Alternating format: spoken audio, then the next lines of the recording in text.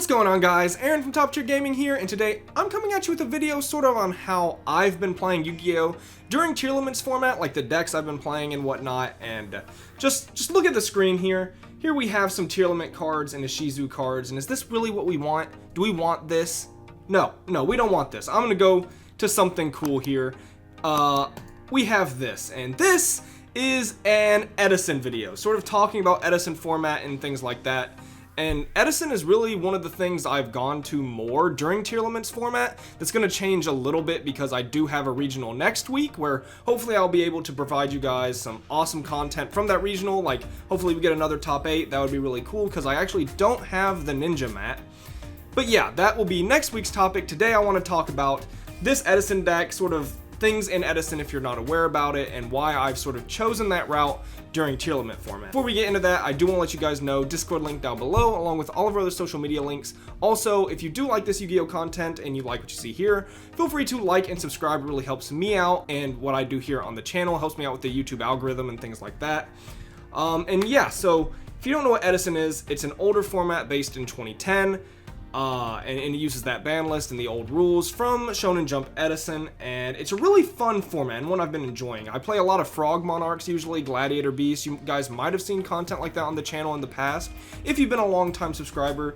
Now this is the deck I've been playing with recently. I'm going to kind of go over it, and then I'm going to show some replays that I had with the deck that is, I think, really cool. And yeah, this is, I've been kind of calling it like machine good stuff. Because it's just playing like a bunch of good machine cards. It's not exactly pure Machina. It's not like it's not like the Black Salvo with machine dupe stuff. It's not the tuning wear stuff with machine duplication.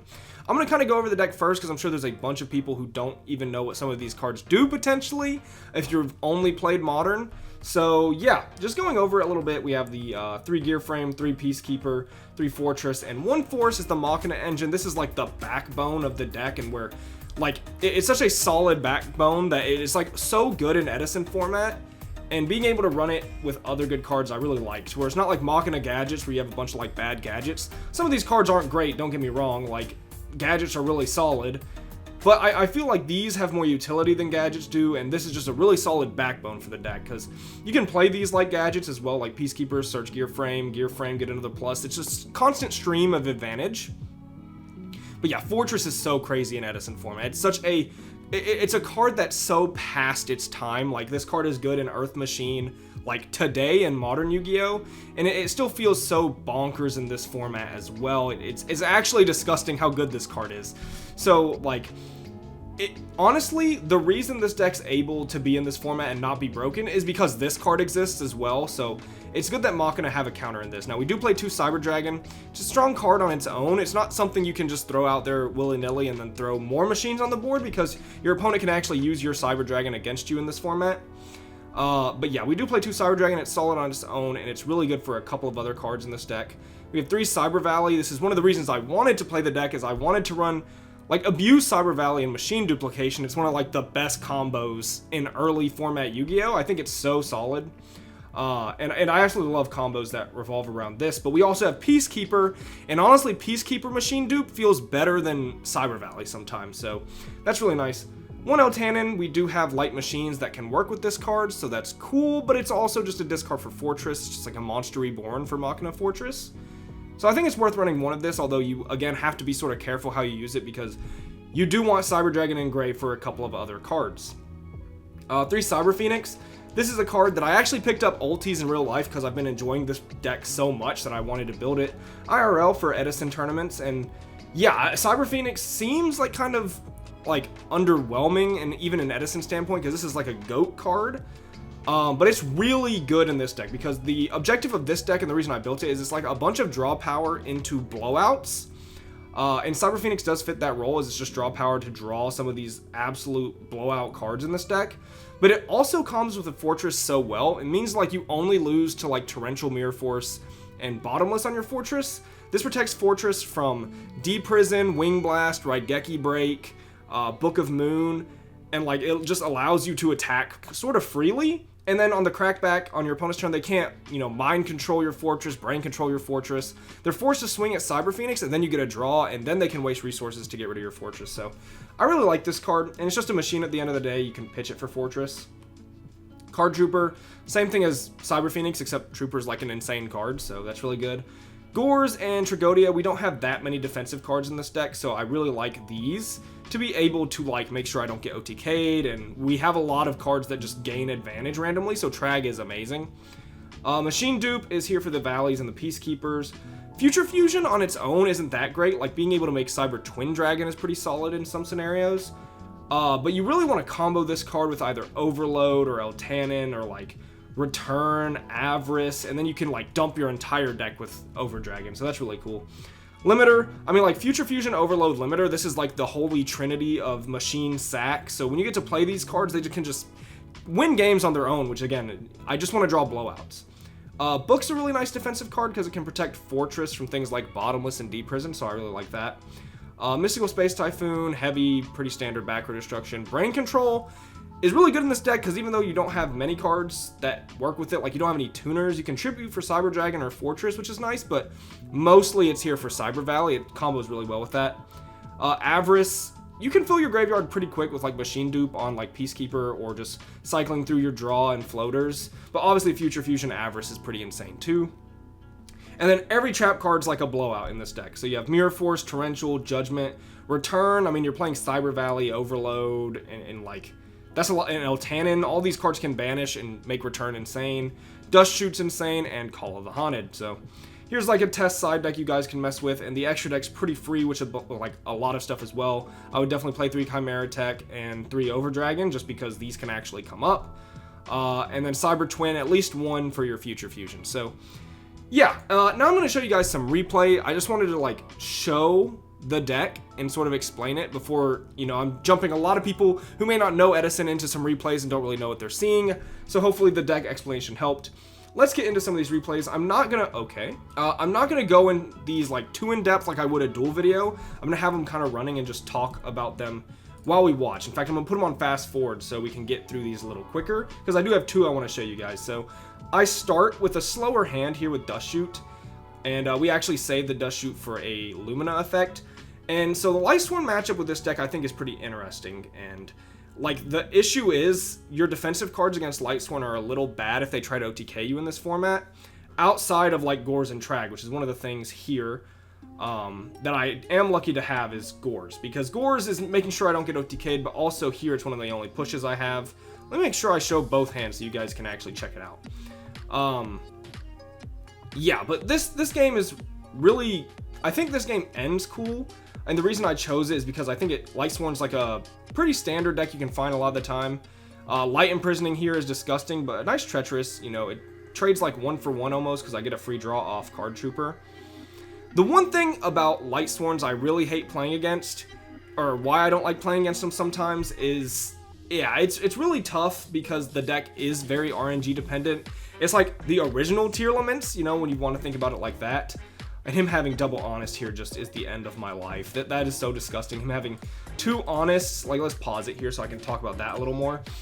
I have Light Imprisoning, which should just be game against this deck, and you know the game's been going sort of like a grindy type way, and I was definitely up. However, him having double Honest and putting me at such low life points just sort of ends the game for me, when I should probably win this game, but him having double Honest. But yeah, I was talking how this deck essentially is like the original Tearlaments, where sometimes it does nothing, which isn't so true to Tearlaments today, but other times it is the sackiest deck in the room, and makes it really annoying to actually play against this deck. Anyway, I'll get back to the game. But yeah, I did just want to show some replays, but I feel like this game maybe went too fast, so maybe I should just like go over the next game a little more in depth to do it like a real game. So maybe this wasn't a good indication of how I wanted to show off the games. But yeah, I do have another replay after this, so that should be fine, but I am thinking this could be a little hard to follow. But we do open Cyber Valley Machine Dupe in game 3, draw 2, and we still get to have a Cyber Valley, so we have Light Imprisoning Cyber Valley, which kind of suck together. I have to really think on Lumina on my Light Imprisoning, and I let it happen so that I can get a draw off Cyber Valley. Maybe not the best choice, but yeah. Here, like, this was a much slower game, but that Torrential is really good. And one thing about Avarice and Cyber Valley together is they can be tough. Now, we do have Bottomless for Cyber Dragon, which I actually side bottomless in this deck just for game 2 and 3 where they definitely have it. We're in a tough spot here, but again, Machina Fortress is so broken because you can just do things like this. Something is really unfortunate is going to happen to my opponent. He has System Down in his hand, so I don't know why his play was to do whatever it was that he's about to do. That's right. He mills Wolf, MSTs the back row, sacks for Celestia, and then targets Fortress, which it gets to look at his hand and discard System Down. Like, let me pause here. If he System Downed me, I was just toast. Like, I am so boned after a System Down. I don't know why he went for the play he did instead of System Downing. It's so strange. Because now I feel like I'm in a really good spot because I have Avarice live, and System Down would have played around Avarice as well. So, yeah, Fortress effect coming in absolutely huge there. We could draw Dust Shoot Mirror Force. Dust Shoot's not that great, but this part's really good. He doesn't switch the Cyber Dragon to attack, so my Mirror Force is really good for me, but it actually worked out because he had Black Rose. We get a very lucky top deck of Machina Gear Frame into Fortress, and now he is on the one who has to top deck, and we're just in a really disgusting position here, where, yeah, I mean, we win the game there. I think that was a little hard to follow, but if I did 2 replays and actually, like, went over them in depth like I do for my duel videos, this video would be, like, 30 minutes long. So, yeah, I know, like, not everyone here is for, like, is that the way I wanted to say that? Not everyone here is here for Edison. Like, you know, I don't run an Edison channel, but I do want to, like, expose people to the format because it's one I enjoy a lot. I think Edison format is one of the most fun ways to play Yu-Gi-Oh! Up there with hat format. You know, some people like GOAT. Delinquent Duo has sort of led me to not want to play GOAT. And yeah, this format has broken cards like Royal Oppression as well, so it's not all, you know, rainbows and sunshine over here either. But I hate Delinquent Duo, and I don't hate any particular card in this format outside of maybe Oppression, and maybe Brain Control. But yeah, overall, I think it's a really fun format that I want to expose people to. So if you're not, you know, an Edison player, you can check some of the older content on this channel where there is Edison content, or you could check out some other Edison channels on YouTube that do really good work. But yeah, let's hop into this last replay that I am going to have to restart. And yeah, like the video is already going to be like 13 minutes at this point. It feels kind of weird to, maybe I'll just click next play rapidly so we can go at a decent pace, but not anything ridiculous. So my hand's pretty good. I do start, I mean, Peacekeeper, Duplication, insane, and then I have Future Fusion as well. This hand was bonkers. It's a lot of Machina, like not a lot of utility here, but it's like Fortress Turbo and Machina stuff. And my opponent's actually on, there's a Dragon deck that's very standard in Edison that's very good. He is on a Dragon deck, but it's not exactly the Dragon deck I think most people are used to. This is more like Dragon Turbo. I think this was an interesting one, so we're going to go ahead and equip Peacekeeper to a Peacekeeper. And that's my turn, but this is a +3 on board, right? Like, normally, I drew too many gear frames, so it kind of sucks. It's not as good as it normally would be. But say these gear frames are, like, actually good cards. This is just 3 gear frame on the board, which I think is great. We're going to equip, here's a cool play in this format, is we're going to equip the Peacekeeper to gear frame that had a Peacekeeper on it. So, it's destroyed by game mechanics once this one equips. And then you can search a gear frame. So it's a nice way to get a gear frame even if your opponent isn't like actually interacting with your board, which I think is nice. My opponent is actually going to try to refute it here, I remember. I'm pretty sure. I thought that happened. It might have been a different player because I have played so much Edison in the last month. Oh my goodness. So yeah, we were just the nastiest player in the game. This board is disgusting. I feel like I just went modern Yu-Gi-Oh on this man. So we set up our board with a lot of Machina and searches, and then we're able to actually summon 3 Fortress in that turn. And I remember he left an open board state, and he had 30 cards in deck. He did a couple of draw effects, but nothing too crazy. I was like, he better have Gores or Battle Fated right now, or it is game. We see he has the Gores here, but, you know, I didn't know that. I was like, even if he has Gores, though, I was like, pretty sure, how is he getting around this board easily without even giving me at least a little something, right, with pops or looking at his hand and discarding? It's a really tough board for him to get over. And even if he Gores this, I can equip things to Fortress, and it puts him on half Cyber Dragon then, right? So, yeah, we're just going to put it back and fast forward. I swing, I get a nice 500, get a nice 1800. Going to swing with a Fortress, and that is, of course, going to prompt the Gores. Wish we had Limiter, because it would have been insane. He actually puts it in attack, which lets my Fortress pop Gores. And then I can actually equip Peacekeeper to 1 Fortress, and it puts him in a weird spot. Like, what exactly is he going to do? He does have the Darkfire instant fusion thing. This was a really cool play.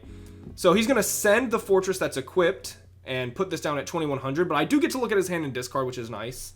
And then I get to pop Red MD. So, like, he did clear the board, but it didn't put him in, like, a winning position, I would say. Like, I would say we're still both vying for a good top deck here, because I'm not too scared about a 2100 attack Dark End when I'm at 10,200 life points, right? Like, I know with how many blowouts are in my deck, I'll be able to draw one of them eventually to try to win here. So, game's definitely interesting at this point. So he's going to swing at the gear frame, cool enough. Chimera Tech's going to come out below my board. My draws have been bad, but, I mean, we top deck Cyber Valley after Machine Dupe. You can't ask for much more there. Going to get a nice draw too, and we get Gores, which is huge because he probably wants to send the Cyber Valley and then swing, which Gores can turn this game. This was like the first Nibiru for those unaware. Like, Gores can swing games out of nowhere. So we open Future Fusion again. I absolutely love this deck, because even if you're not drawing Future Fusion, right, you're running so many blowouts, you're going to see something, and Future Fusion was just the one I happened to see in this game. An early Gores from our opponent, which is like fine, it's not great for us. The Tribute for Red MD, super weird, super strange. I feel like you just push with Gores and save that play for later, but we see he's running Clear Vice Dragon. This is like an interesting card that can technically out anything, but it's overall not very good. I'm able to just like do this play, and I feel like I'm super up in this game. My opponent is drawing, I mean, our opponent has Cyber Dragon, so that's kind of okay for him, but, you know, how is he pushing past this? Gonna go ahead and swing Fortress there and reveal Cyber Twin. This is why you want to run Cyber Twin, is Chimera Tech, let me pause. Chimera Tech will, okay, he's gonna send back for Avarice, yes. I can't see my extra deck. Okay, but like if you make Chimera Tech, it's gonna blow up your board off Future Fusion, so it's really good to run Cyber Twin, so you can like use it to make aggressive pushes, and that's kind of what I wanted to say. Avarice draw, not too much, but dang, these Chimera Techs are definitely pushing here, so we're able to set up a play that's pretty safe. My opponent Magical Stone Excavation for Upstart Goblin, and he actually hit Future Fusion off of it, and I was like, is this real? Is this what we're doing? Is Upstart that broken? But I was happy for the 1,000 life points, to be honest. Peacekeeper Search Gear Frame, this card's so good. Cyber Twin comes out. Was that really the turn Cyber Twin was supposed to come out? I thought there was one more turn, but maybe I'm wrong. I mean, either way, even if it's a turn later, I mean, Fortress can come out, beat his board, and I don't think his top deck was going to be good enough. Maybe it was, but not to get through Bottomless and Torrential. So Cyber Twin eventually was going to come out even if it wasn't this turn and probably just win me the game. Just because Fortress is so broken, along with the Bottomless for Red MD or Blue Eyes or, you know, anything giving us problems. So, yeah, that's going to be it for this Edison video. I did want to showcase sort of what I've been doing because I know uploads have been a little slower recently.